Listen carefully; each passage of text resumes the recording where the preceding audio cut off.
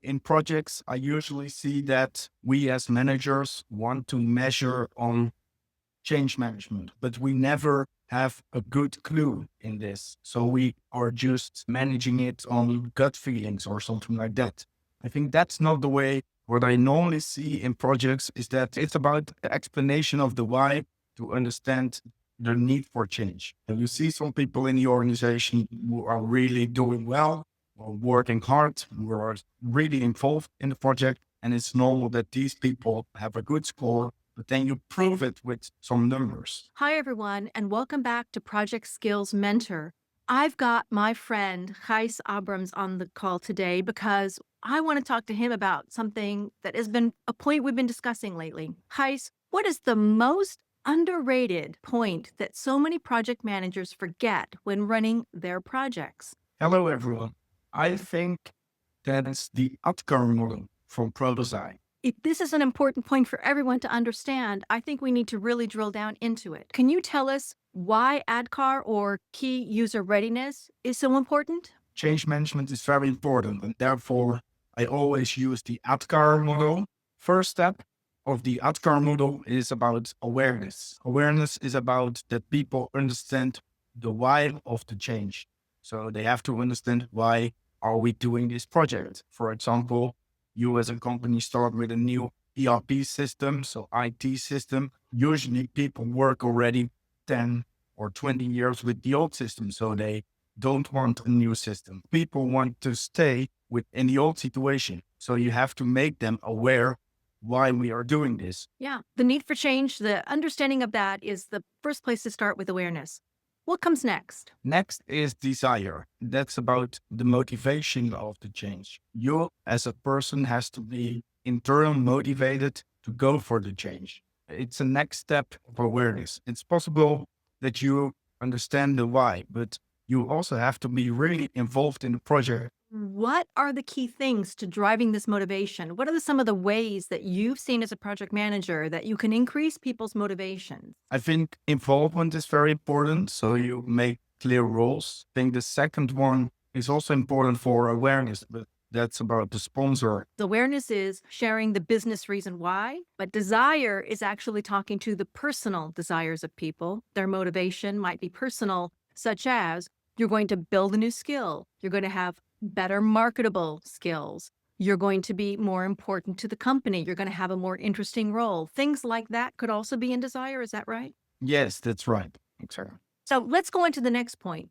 which is knowledge. Can you take us through that? Yes, knowledge is about the theoretical part. So you as a project member, you have to learn things. So you have to learn how to work with a new system. You have to know how to share information. You have to maybe translate old processes to new processes in the new organization. Very important that you have a shared knowledge base within the organization, maybe documented all the knowledge in the organization. I think that's very important with the knowledge part of the ADKAR model. Yeah, it makes sense. The next ADKAR is ability. Now, this is interesting because it takes us from enablement into engagement. So tell us how knowledge sets us up for really grasping the point about change management through ability. Being ready and showing, executing the knowledge you have. So in the knowledge phase, you are just training yourself.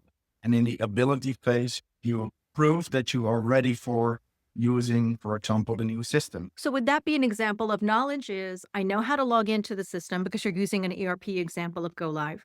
I know what data I need to enter, but ability is the ability to understand the whole process flow, the people, the process, the technology, how it all fits together, and the let's call it workflows that would be required in order to do the job right. Yes, exactly. And when you start working with a new system, then the first days or weeks, of course, you don't know all the functionalities of the new system. And the ability grows whenever you start working with it. Reinforcement. Explain how reinforcement fits into making sure that people don't disengage after they go live, but really adopt the solution. Reinforcement is about repetition. It's very important that they don't go to their old school way of working. They have to use everything in the new system. And you have to repeat that a lot in the organization. I think that's important with reinforcement. Yeah, I can imagine because it's easy to slip back into old patterns of behavior once no one's really focused on training and coaching you. One of the things you've mentioned to me is the importance of making it measurable, the concept of tracking your progress. I'm going to show people the card you've created for ADKAR in action, as we call it. I think most important about the measurement is that you have some milestones where you use this model to measure the progress. So, for example, in the beginning stage of your project, you just want to measure awareness and desire. So that means that you ask some questions about, do you really understand why we are doing this? Provide examples of the success you want. You have to check for scores between 1 to 5. All scores has to be above 3. So at least a score of 4 is enough to go to the next stage.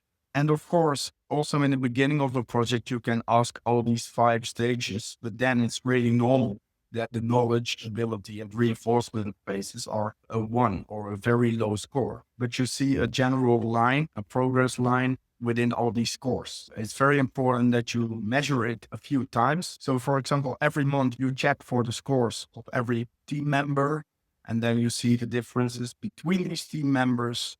So let's explain what people are looking at when we show them this card. The first thing is each of these lines represents an individual. And there's a couple of ways you can gather this feedback, as I understand it. One is by interviewing them, and the other is by giving them an interview document where they self-select their own answers, and that gets this rating. So you can get the rating in a couple of ways, but the point is that you aggregate it here so that you can see the situation today, where people are in that snapshot in time. And then you can aggregate that for management, which will show how are we doing overall. So this card represents point in time that is 3 months in, 4 months in. The project is almost complete. And so we're getting green on knowledge for some people. In fact, some people are green all across, but others have barrier points much earlier in the adoption process. They're stuck at desire, for instance, because they haven't had that internal motivation you talked about. From that perspective, what approach would you take as a project manager looking at this example card we're sharing? In this case, it's very important to check with people why they are not really involved, why they don't understand, why they are not internal motivated. So you have to talk to them. You have to create a moment where you ask these questions. And with this tool, it gives you the sign that you have checked for the reasons why. It's very important to engage these people as well. I'm almost hearing a kind of process flow here where you give them a self-selected survey so they can answer for themselves. You then assess that survey. You give them feedback or a time to work with them to increase whatever skill is missing or whatever motivation is missing. And then later you might survey again to see, have we improved? Is that right? That's the way. Yes, check. Excellent. Okay. I like that very much. For those people who've stayed with us, and thanks if you have stayed with us, it'd be nice to go through the hypothetical situation we've created in our blog. And by the way, you'll find the links below to the blog and everything you need to know. They want to start that model. We've actually put a link from the University of Vermont so they can start the actual interviewing process. Can you kind of walk us through the main ideas about what you do as a project manager when you know you're starting a project and you want to include ADKAR in your project planning? I really planned all the activities I want to do per stage. So the first stage, of course, is awareness. So that means hosting a kickoff. In the second stage, the desire stage, I facilitate some design meetings to check if people are really involved. I organize at least a few sessions where people can collaborate together. And I hold some focus sessions where people can argue for some pros and cons. The knowledge stage is more about the content, training people. I always use the train the trainer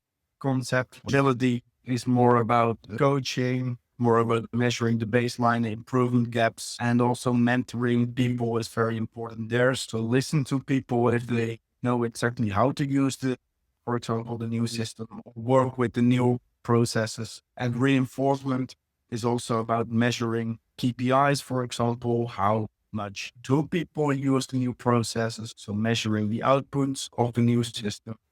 and maybe you can use some rewards. So in general, I always use 3 activities per stage. That's really helpful information. Timing and activity. Does this represent a pretty good picture of what you might do as a project manager? I think the example we use in the blurb is a very small project. So a normally change will cost you at least some months or maybe years. But when there is just a small process change, then you can use this module, this time frame as a good example. Otherwise, you would need to scale up a lot. When you have a huge project, then the first phase will cost you a lot more time, for example, 2 months. And then it's even more important to create more activities. Because when you start in the first week with an awareness session, then 2 months later, people are back to their own job and they are not involved anymore. So then you have to take the focus again and create one more session to get involved. Thanks, Gijs. This has been a really good education for all of us. So thank you for sharing this information, both the conceptual and the practical today. Put your questions in the comments below, and Gijs and I will take a look a little later and answer them for you. If you want more information, you might want to check out these videos on organizational change management and stakeholder change management. And I'll see you next time on projectskillsmentor.com. Bye-bye, everybody.